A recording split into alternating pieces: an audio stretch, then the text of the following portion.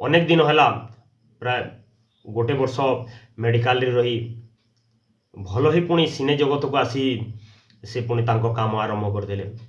आमर पिंटू नंद से भी लिभर सिरोसिस, उत्तम महांती से भी लिभर सिरोसिस, एमती अनेक आमर अभिनेता द्वारा पीड़ित। यार कारण कौन एप्रति समस्ते सचेतन तो हवा निहाती आवश्यक नहेले आम ओडिया सिने जगत को जे विराट क्षति पहुंचब एथिरे द्विमत नहीं। मुख्य कथा है किछि दिन पूर्वर आम ओडिशार समस्त अति प्रिय कंठशिल्पी ह्यूमन सावन को मृत्यु होता मध्य ए दुखटा समस्त मनरू लिभिछि कि नहीं हठात पुणी ए दुखद खबर समस्त संगीत प्रेमी ओडिशावासी को बहुत आहत करिछि। से जहाँ भी होना कहीं आज एभली एक दुस्समय परिस्थिति रे आमे कौन बा करि परिबा, किंतु तांको आत्मार सद्गति पे आमे निश्चय तांको श्रद्धांजलि दबा। आउ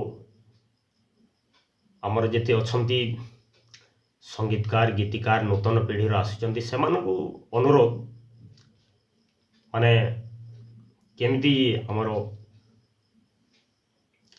ओडिया संगीत कला ओडिया सिनेमा बंची रहिबो आगो को भल प्रदर्शन करिबो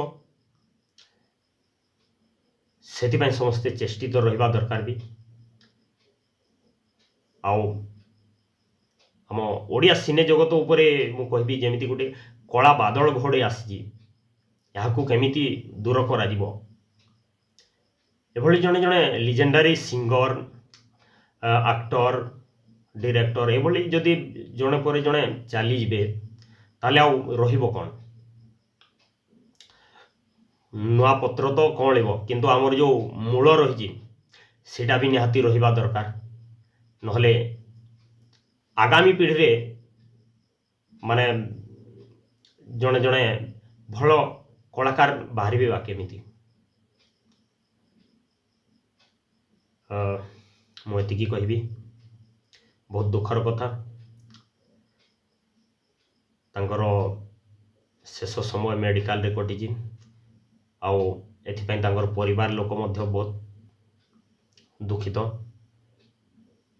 समस्त कलाकार मान्य गण्य व्यक्ति समस्ते निज निजर प्रतिक्रिया प्रकाश करिसंती। ताले आसंतु एही चिरस्मरणीय आम संगीतकार को शेष श्रद्धांजलि जणेबा।